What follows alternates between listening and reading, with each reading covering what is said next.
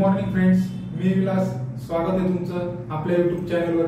जसं की फ्रेंड्स, याच्या पूर्वीच्या व्हिडिओमध्ये आम्ही तुम्हाला सांगितलं होतं की आपण इंग्लिशची एक कोर्स सुरू करणार आहे जो पूर्ण फ्री राहील आणि त्या कोर्समध्ये आपल्याला पूर्ण इंग्लिश ही बेसिक पासून तर ऍडव्हान्स पर्यंत शिकायची आहे. आणि तो कोर्स केल्यानंतर माझे जे पण व्ह्युअर्स आहेत का ज्यांना इंग्लिश बद्दल भीती वाटते किंवा इंग्लिश लँग्वेज बद्दल थोडा त्रास वाटतो किंवा ते नको वाटते, ते सर्व लोकांना इंग्लिश हे बोलायला जमेल, लिहायला जमेल आणि इंग्लिश मध्ये ते सर्व काही गोष्टी करू शकतील. मित्रांनो, कारण जेव्हा आपल्याला बाहेरच्या जगात किंवा या स्पर्धेच्या युगात आपल्याला वावरायचं असतं त्यावेळी आपल्याला इंग्लिश येणं हे खूप गरजेचं असतं. कारण ज्यावेळी आपण इंग्लिशमध्ये स्पीकिंग करतो, इंग्लिशमध्ये ज्यावेळी आपण लिहितो किंवा समोरच्याला जेव्हा आपण इंग्लिशमध्ये एंटरटेन करतो त्यावेळेस मित्रांनो आपण आपल्या स्वतःसाठी नवीन ऑपॉर्च्युनिटी या क्रिएट करत असतो. म्हणून मित्रांनो, सगळ्यांना मी विनंती करतो का जास्तीत जास्त लोकांनी या फ्री सिरीजचा फायदा घ्यावा, स्वतःमध्ये नॉलेज वाढवावे आणि कुठलेही स्किल हे तुम्हाला जर फ्री ऑफ कॉस्ट इथे शिकायला मिळते आणि तेही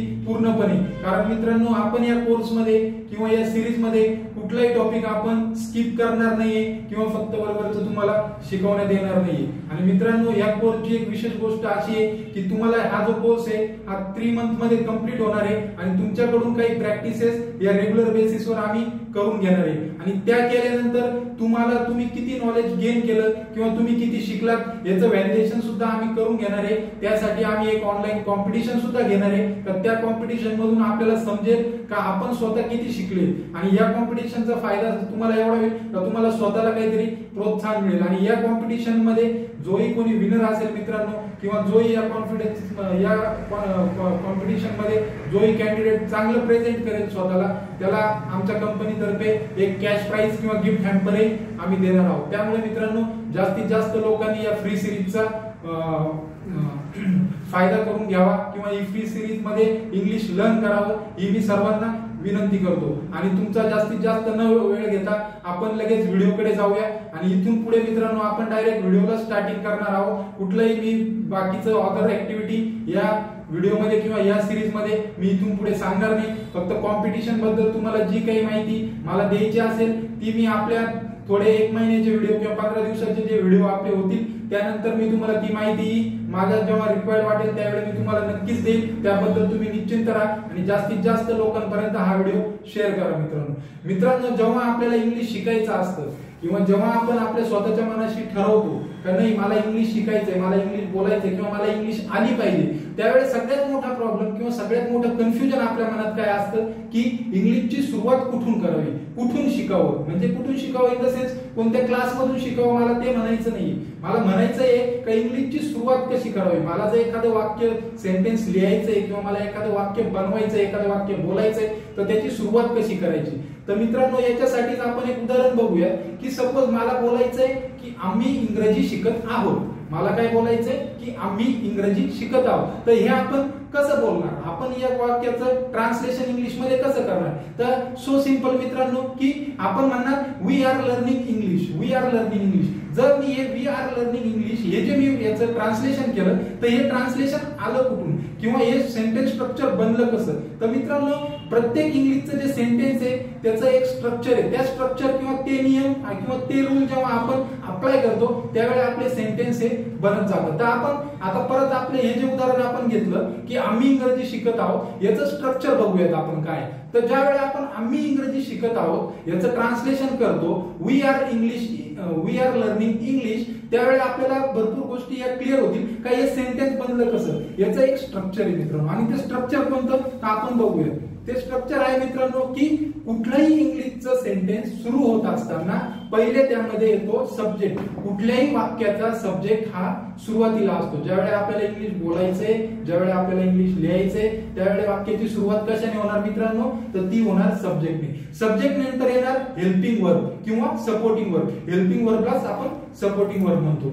सपोर्टिंग वर्ब नंतर येणार मेन वर्ब, मेन वर्ब नंतर येणार ऑब्जेक्ट. तर हे जे चारही ऑब्जेक्ट आहे आपले, हे जे चारही कंटेंट आहे आपले हे ज्यावेळेला एकत्र येतील त्यावेळेला एक ते परिपूर्ण असं इंग्लिशचं वाक्य क्रिएट होईल. आणि याच्यात थोडी जरी गडबड झाली की सपोज आपण हेल्पिंग वर्ड आधी घेतला सब्जेक्ट नंतर घेतला तर त्या वाक्याचा किंवा त्या शब्दाचा आपला मिनिंग हा चेंज होईल. ज्यावेळेला आपण हेल्पिंग वर्ब किंवा सपोर्टिंग वर्ब हे आधी घेतो त्यावेळेला ते सेंटेन्स इंटरोगेटिव्ह सेंटेन्स होतो, मग तो एक प्रकार वेगळा. या सगळ्या गोष्टी आपल्याला बेसिक मध्ये शिकायचे. पण त्याच्यापूर्वी तुम्हाला सर्वांना जेव्हा तुम्ही इंग्लिश शिकायला सुरू करताय त्यावेळेला तुम्हाला हे लक्षात घेणं फार गरजेचं आहे. आणि इथून पुढे फक्त हा एक नियम तुम्ही तुमच्या लाईफ मध्ये नेहमी लक्षात ठेवा की इंग्लिशचं सेंटेन्स जर तुम्हाला बनवायचंय तर तुम्हाला पहिले सब्जेक्ट घ्यावा लागेल, त्यानंतर हेल्पिंग वर्ब घ्यावा लागेल, त्यानंतर मेन वर्ब घ्यावा लागेल, त्यानंतर ऑब्जेक्ट घ्यावा लागेल. आणि हे ज्यावेळेला तुम्ही लक्षात ठेवून आणि तुम्ही त्याचा इम्प्लिमेंट कराल त्यावेळेला जेव्हा तुम्ही इंग्लिश मध्ये काही वाचाल काही बुक्स रीड कराल तर तुम्हाला लक्षात येईल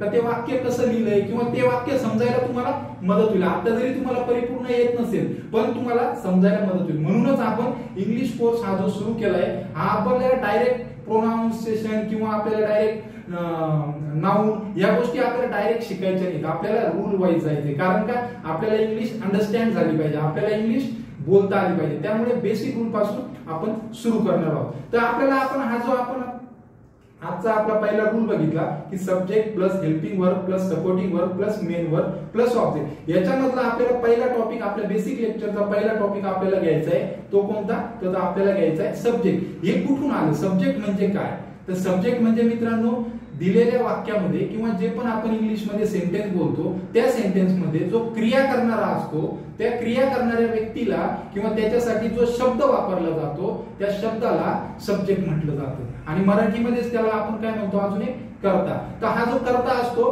हा वाक्याच्या सुरुवातीला असतो. म्हणजे इंग्लिश मध्ये तुम्हाला कुठलंही वाक्य लिहायचं असेल इथून पुढे तर तुम्ही सगळ्यात पहिले काय लिहिणार, सब्जेक्ट. तर मित्रांनो हा रूल पुढे आपण बघूयात आणि याची काळजी करू नका मित्रांनो.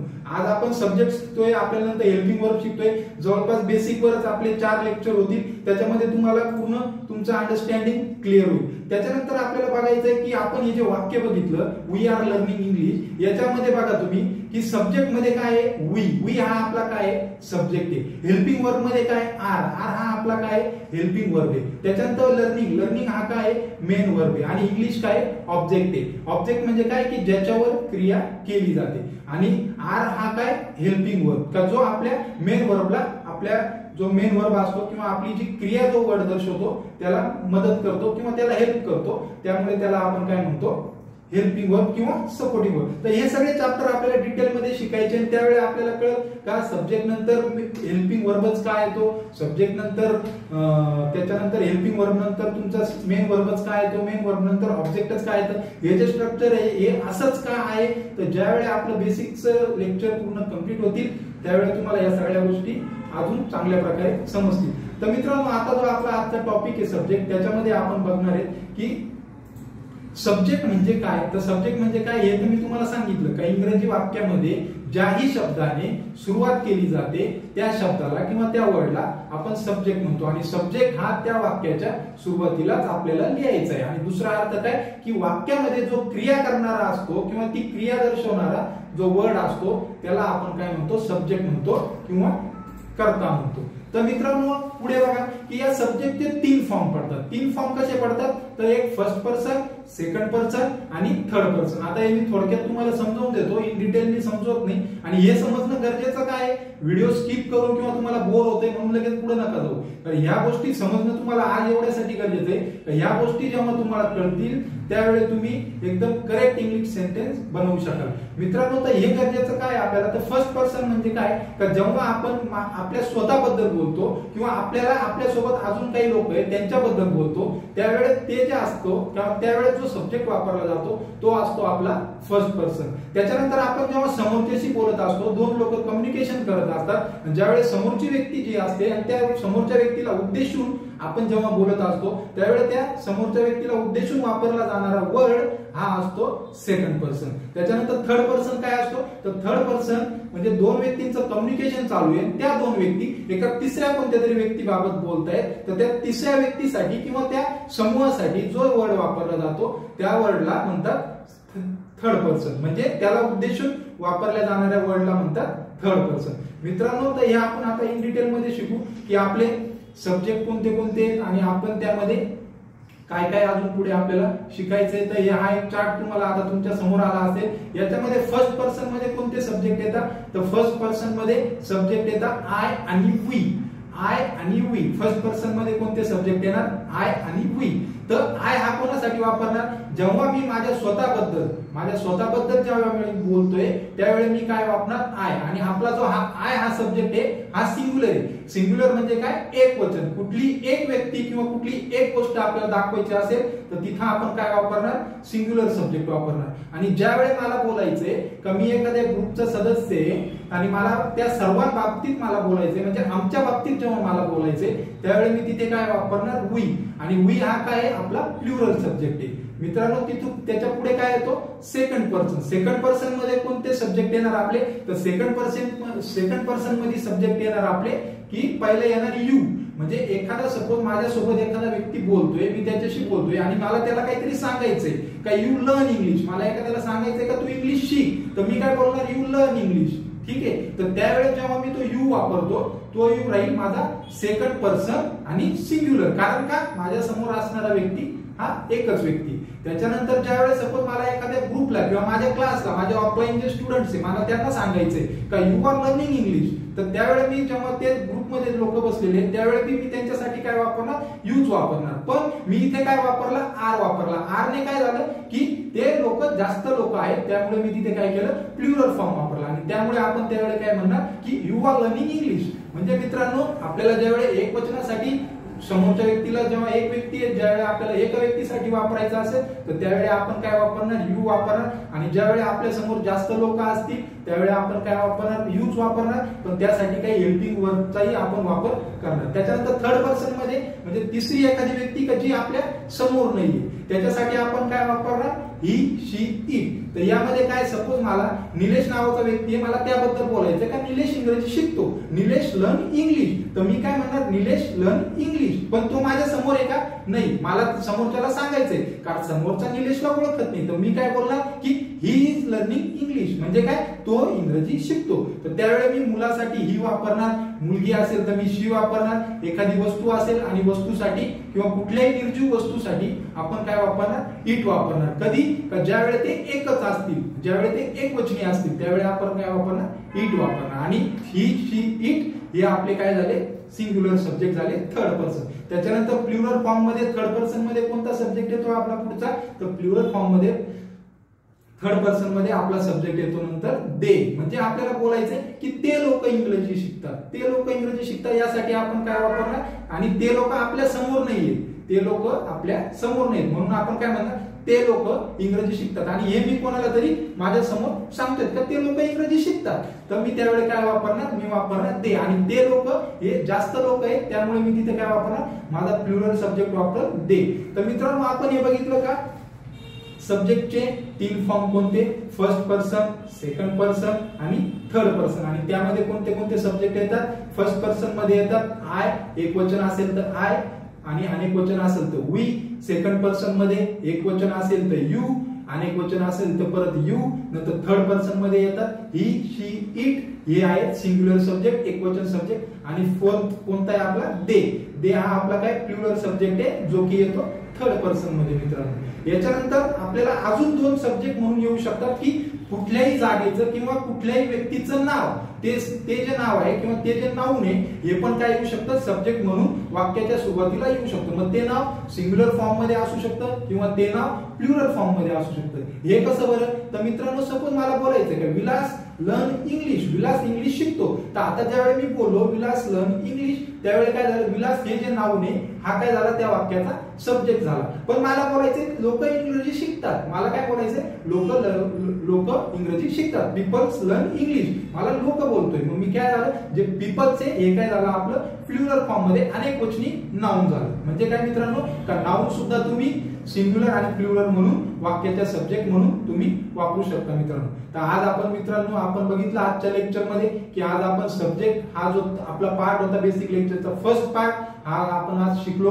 आणि आपल्याला याच्यानंतर बेसिक लेक्चरचा उद्याच्या जे लेक्चर आहे आपलं, उद्याच्या लेक्चर मध्ये आपण शिकणार आहोत की सब्जेक्ट पोझिशन, म्हणजे हा सब्जेक्ट कुठल्या पोझिशनला आपण वापरू शकतो. तर मित्रांनो माझ्या आजचा व्हिडिओ जर आपल्याला आवडला असेल, तुम्हाला माझं शिकवणं आवडलं असेल, तुम्हाला वाटत असेल तर तुमच्या आयुष्यात तुमच्या लाईफ मध्ये खरंच काहीतरी व्हॅल्युएबल कंटेंट हा माझ्यामुळे ऍड होतोय, तर माझ्या व्हिडिओला जास्तीत जास्त लाईक करा. आणि जे कोणी तुमच्या जवळचे मित्र असतील ज्यांना काही क्लासेस करणं किंवा कुठलेही पेड कोर्स करणं शक्य नसेल, तर त्यांनी माझ्या हा जो फ्री सिरीज मी चालू केली हिचा आयुष्य तुम्ही उपयोग करून घ्या स्वतःच्या लाईफ मध्ये. आणि आपण हे जे 3 मंथ मध्ये इंग्लिश शिकणार आहे याच्यामध्ये मी तुम्हाला अजून काही गोष्टी सांगणार आहे ज्याच्याने तुमची जी पर्सनल डेव्हलपमेंट आहे मित्रांनो ती कुठेतरी वेगळ्या स्टेजला होईल. कारण मित्रांनो या समाजासाठी किंवा आपल्याच सारख्या लोकांसाठी आपणच काम केलं पाहिजे. सगळ्याच गोष्टी आपण स्कूल कडून किंवा कॉलेज कडून आपण एक्सपेक्ट नाही करू शकत, कारण सर्वांचं